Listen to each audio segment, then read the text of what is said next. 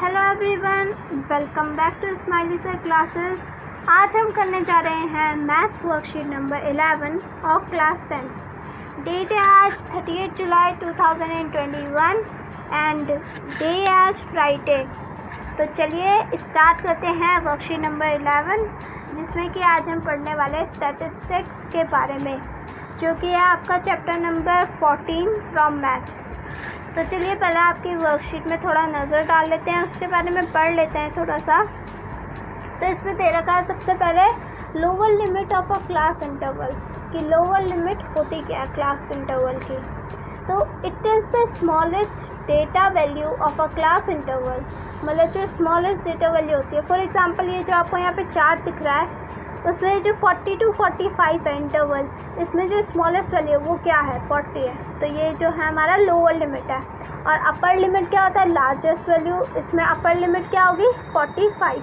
ठीक है, एक इंटरवल की बात कर रहे हैं। और क्लास मार्क जो होता है उसे हम डिफाइन करते हैं lower limit plus upper limit upon में 2। फॉर एग्जाम्पल यहाँ पे 40 से 45 है, तो हम इसे ऐड करेंगे 40 प्लस 45 अपॉन में 2। तो ये क्या आ जाएगा हमारा class mark which is 42.5। Now class size जो होता है वो होता है upper limit minus lower limit. For example यहाँ पे जो है 40 से 45 है, तो अपर लिमिट क्या है 45 एंड लोअर लिमिट क्या है 40। तो इसका क्लास साइज क्या आ जाएगा 5 का। ठीक है, तो आइए चलिए देखते हैं इसमें जो क्वेश्चन दे रखे हैं। तो देखिए पहला जो दे रखा है एग्जाम्पल दे रखा है कि lower limit of class interval 55 to 60 is. Lower limit क्या है क्लास इंटरवल की, तो मैंने बता रखा है जो पीछे वाली टर्म है जो सबसे छोटी है वो क्या है 55। एंड अगर बात करें अपर लिमिट की तो वो क्या होगी 60। तो इसका आंसर क्या हो जाएगा 55। Now second is class mark of class interval 45 to 50 is. Class mark क्या होता है, देखिए class mark is lower class limit plus upper class limit upon में 2। ठीक है, अपर लिमिट अपॉन प्लस में लोअर लिमिट अपॉन में 2। तो यही होता है क्लास मार्क। तो हमने जब निकाला तो क्या आया हमारा answer, it is 47.5। Now third is class size. 55 से 60 का क्लास साइज क्या है 5।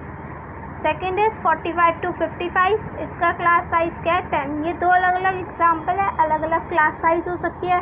5 भी क्लास साइज हो सकती है, 10 भी हो सकती है, 20 भी हो सकती है, ये भी हो सकती है। ठीक है, तो इसमें कोई एक एग्जैक्ट वैल्यू नहीं होती है। लोअर लिमिट याद कर लीजिए, लोअर लिमिट होती है पीछे वाली टर्म, अपर लिमिट होती है आगे वाली टर्म।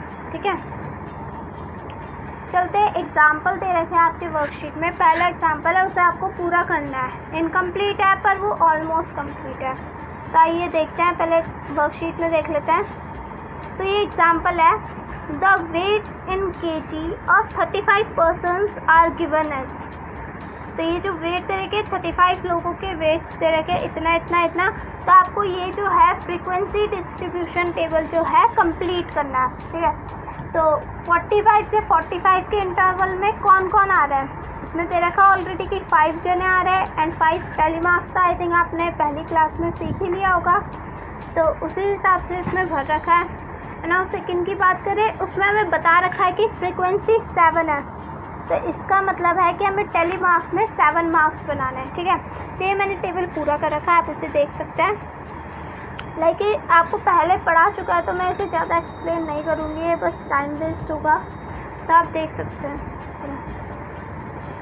तेरा 45 से 50 में 7 है, 7 पर्सन है, तो उसका टेलीमार्क ये रहा और ये रहा। और 50 से 55 में 11 पर्सन है, तो उसका भी टेलीमार्क ये रहा, फ्रिक्वेंसी इज 11। ऐसे ही so on and so forth हम करते जाएंगे। तो एक बार मैं सिखा देती हूँ कि कैसे करते हैं। देखिए ये जो है 43, ये कौन से इंटरवल में लाई करता है, ये 40 से 45 के बीच में ही आता है ना। 51 कहाँ पे आएगा, वो आएगा 50 से 55 के बीच में। ठीक है, तो उसे वहाँ पे मार्क कर देंगे ऐसे। तो ऐसे भरा जाता है, इतना डिफ़िकल्ट भी नहीं है, आपने पुरानी क्लासेस में आई थिंक सीखा ही हुआ है और मैंने भी थोड़ा बहुत बता दिया था। आई थिंक अब आपको और अच्छे से क्लियर हो गया हो। और आपकी वर्कशीट में और भी बहुत एग्जाम्पल है, बुक में बहुत ज़्यादा एग्जाम्पल्स हैं। अगर आपको थोड़ा बहुत और प्रैक्टिस करनी है और समझना है तो आप अपनी बुक खोलिए, उसमें क्वेश्चंस को प्रैक्टिस करिए एंड उन्हें अपने पास कॉपी में नोट डाउन कीजिए ताकि आपकी प्रैक्टिस ऑन टास्क रहे। नाउ चलते हैं, इसमें कुछ 3 कॉन्सेप्ट दे रखे हैं, मीन, मीडियन एंड मोड। देखिए वर्कशीट में थोड़ी लैंग्वेज जो है मैथ्स की लैंग्वेज में लिखा हुआ है तो थोड़ा सा अजीब सा लगा और समझना है, तो मैंने उसे इजी लैंग्वेज में भी लिख दिया है, पर पहले वर्कशीट से देख लेते हैं। क्योंकि मैथ्स एक ऐसा सब्जेक्ट है जिसमें जो लैंग्वेज होती है वो बहुत मैटर करती है। जैसे कि यहाँ पे देखिए मीन जो है फॉर अनग्रुप्ड फ्रीक्वेंसी। पहले बात कर लेते हैं मीन होता क्या है। मीन इज एवरेज वैल्यू या फिर कह सकते हैं sum total of all values upon में total number of values. For example हमारे पास 10 वैल्यूज हैं, उनका सम अपॉन में 10, ये होता है हमारा मीन। ना अगर कोई अनग्रुप्ड है, मतलब कुछ भी ग्रुपिंग नहीं है, तो हम उसे डायरेक्ट फ्रीक्वेंसी निकाल देते हैं, पहला term plus second term plus third term, ऐसे ही करते करते जितने भी टर्म्स है अपॉन में नंबर ऑफ टर्म। ये जो है मीन, तो ये जो है सिग्मा का साइन है। सिग्मा मतलब होता है सम, ठीक है। जहाँ पर भी सिग्मा आ जाए उसका मतलब होता है समेशन, ठीक।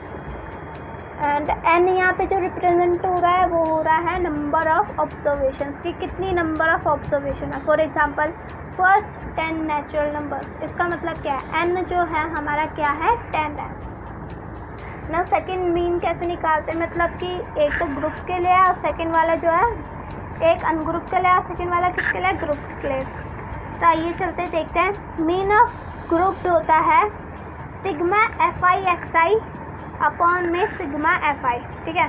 तो एफ आई जो होता है वो डिनोट करता है फ्रीक्वेंसी। फ्रीक्वेंसी देखिए ये आपने पढ़ा, जैसे कि इसमें 5, 7, 11 है ना, ये फ्रीक्वेंसी है यहाँ पे लिखी हुई। एंड एक्स आई जो होता है वो क्लास मार्क होता है, रिस्पेक्टिव क्लास। तो एक्स आई जो होता है हम आगे निकालना सीखेंगे, ठीक है। तो अभी आप इस पर ज़्यादा टेंशन मत लीजिए, जब और आगे वर्कशीट आएगी तो इसके बारे में हम और सीखेंगे। तब तक के लिए आप बस अनग्रुप्ड फ्रीक्वेंसी के लिए मीन निकालना सीख सकते हैं, ठीक है। Now second is median. Median क्या होता है, मीडियन जो होता है एक बीच की वैल्यू होती है। फॉर एग्जांपल 10 वो है ऑब्जर्वेशन, तो उसमें बीच की जो वैल्यू होगी वो होगी 5.5 ऐसे, ठीक है। और अगर 11 ऑब्जर्वेशन है तो उसमें बीच की वैल्यू जो होगी वो होगी 6, ऐसे निकाली जाती है, ठीक है ना। चलिए अब हम बात करते हैं मीडियन को निकालने के लिए। मीडियन को भी 2 तरीके होते हैं निकालने के लिए। अगर जो आपकी ऑब्जर्वेशन है, नंबर ऑफ ऑब्जर्वेशन, वो अगर इवन है तो जब भी इवन होती है तो उसका फॉर्मूला होता है n/2h, टर्म जो होती है उसकी वैल्यू प्लस n+1/2h टर्म, वो वाली टर्म अपॉन में 2, ठीक है। ये थोड़ा डिफ़िकल्ट है, बट अब अगर आप थोड़ा प्रैक्टिस करेंगे तो आपके जो होंगे हाथ बैठ जाएंगे क्वेश्चन करने में, एंड आप ये चुटकी बुझाते हुए क्वेश्चन करेंगे, मतलब बहुत जल्दी हो जाएंगे। ये तो फॉर्मूला ऐसे दे रखा है, ठीक है। और अगर हम बात करें n ऑड की, तो जब भी n ऑड होता है तो उसका सिंपल सा है n+2h टर्म जो भी होती है अपॉन में 2h टर्म जो भी होती है, ठीक है। नाउ मोड जो होता है वो होता है हाईएस्ट टर्म, जिसकी ज़्यादा मतलब जो हाईएस्ट टर्म है जो ज़्यादा बार रिपीट हो रहा है। फॉर एग्जांपल अगर हम लेते हैं क्लास में जो अल्फ़ाबेट्स है, इसमें मोड क्या होगा, क्लास का मोड क्या होगा, वो होगा एस, जिसमें जो है एस जो है वो सबसे ज़्यादा बार रिपीट कर रहा है ना, एस 2 बार। तो ऐसे मोड ऐसे ही निकालते हैं ना। ये 2 एग्जांपल हैं वर्कशीट में, ये आप घर जाके प्रैक्टिस कीजिए। लाइक मैं तो नहीं करवा रही, और भी क्वेश्चन आगे वो करेंगे हम, तब आप घर में जाके इसकी प्रैक्टिस कर लीजिए। आइए हम देखते हैं ट्राई योरसेल्फ के तीनों क्वेश्चन एंड उन्हें करते हैं। Now let's go ahead.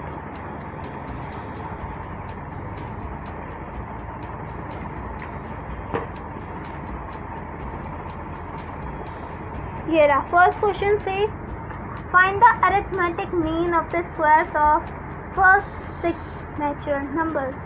तो अरिथमेटिक मीन होता है सिंपल मीन कि थोड़ा सा लैंग्वेज अलग, ठीक है। तो मीन कैसे निकालते हैं पता है, ये अनग्रुप्ड है, इसका कोई ग्रुप नहीं है, ठीक है। तो अनग्रुप्ड में मीन जो होता है वो सिंपल टर्म्स को ऐड करके अपॉन में नंबर ऑफ टर्म्स कर देता है। अगर आप सोच रहे हो कि ग्रुप्ड फ्रीक्वेंसी क्या होती, मतलब ग्रुप्ड क्या होता है, तो वो है ये एग्जांपल, ये जो है ये ग्रुप हो रखा है। इसका जो मीन होता है, इसका मीडियन जो होता है और मॉड जो होता है वो अलग तरीके से निकलता है, ठीक है। जब और वर्कशीट्स आएंगी तो आप समझ जाएंगे, अभी के लिए इतना ही काफ़ी है। आइए देखते हैं। तो फर्स्ट 6 नेचुरल नंबर्स क्या है, नेचुरल नंबर्स 1 से स्टार्ट होता है, इन्फिनिटी तक जाते हैं।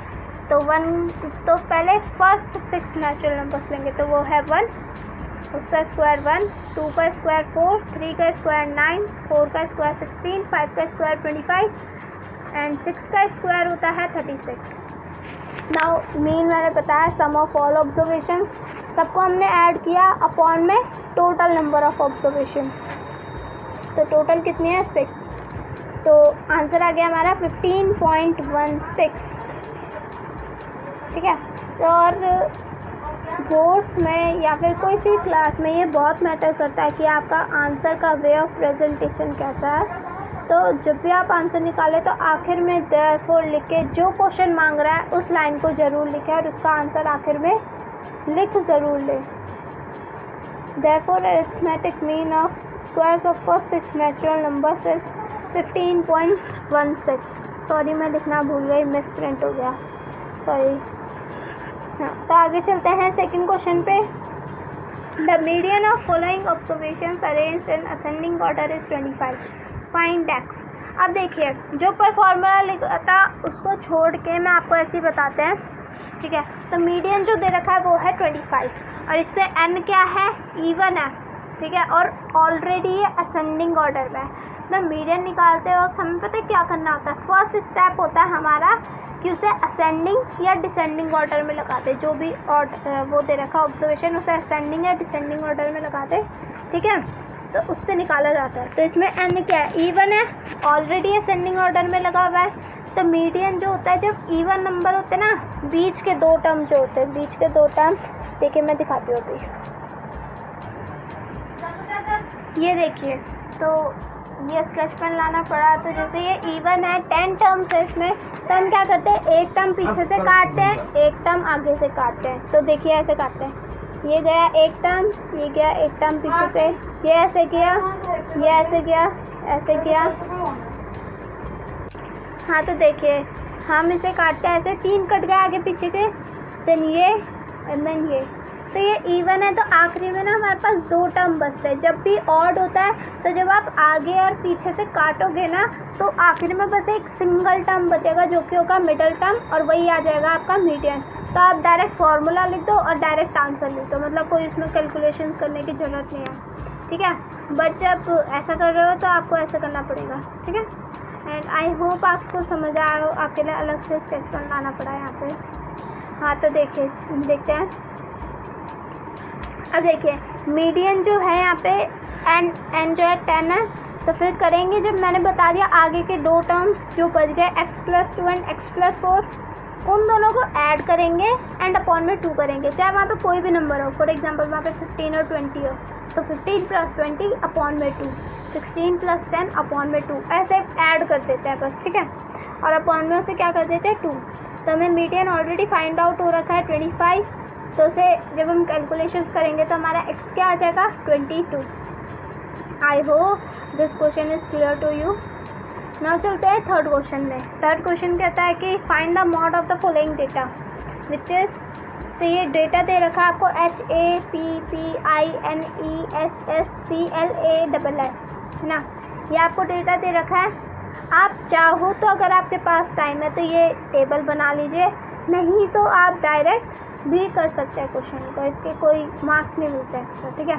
तो मोड क्या बताया मैंने, जो हाईएस्ट बार रिपीट हो रहा हो। तो यहाँ पे आप देख सकते हैं ये जो दे रखा है इसमें हाईएस्ट बार रिपीट क्या हो रहा है, डायरेक्टली पता चल रहा है S रिपीट हो रहा है, तो हमारा मोड क्या आ जाएगा S। और अगर बाई चांस बहुत सारे नंबर्स हो और आपको उन्हें ग्रुपिंग करना हो तो उसे आप ऐसे ग्रुप करें तो आप क्या, ताकि आपको मोड निकालने के लिए ना बहुत इजी हो। फॉर एग्जांपल जैसे एच यहाँ कितनी बार आया, 1 टाइम्स आया, ए कितनी बार आया, 2 टाइम्स, बी कितने टाइम्स, 2 टाइम्स, आई कितने टाइम, 1 टाइम, एन 1 टाइम, ई 1 टाइम, एस 4 टाइम्स आया, यही सबसे ज़्यादा बार आया, इसलिए ये क्या है, मॉड, ठीक है। तो इसी के साथ आज आपकी ये वाली वर्कशीट ख़त्म होती है। I hope it's clear to you and आपसे रिक्वेस्ट है कि आप सोल्यूशन देखने से पहले, मुझे पहले बोलना चाहिए पर हाँ, सोल्यूशन देखने से पहले आप खुद भी क्वेश्चंस ट्राई करें ताकि आपको आगे चल के ना क्वेश्चंस को देख के डर ना लगे, ठीक है। ये वर्कशीट ख़त्म होती है एंड इन क्वेश्चंस को प्रैक्टिस करने के लिए आप अपने एनसीईआरटी बुक ले सकते हैं एंड उसमें एक्सरसाइज में डायरेक्टली ना जाकर एग्जाम्पल्स की प्रैक्टिस कर सकते हैं, ठीक है। इजी क्वेश्चंस जो अभी सिखाए हैं, अनग्रुप्ड फ्रीक्वेंसी, मीडियन, सिंपल उसका एंड मॉड, ठीक है। तो keep practising, keep doing hard work. Bye bye students, कल मिलते हैं आपसे अगली वर्कशीट के साथ। Okay bye.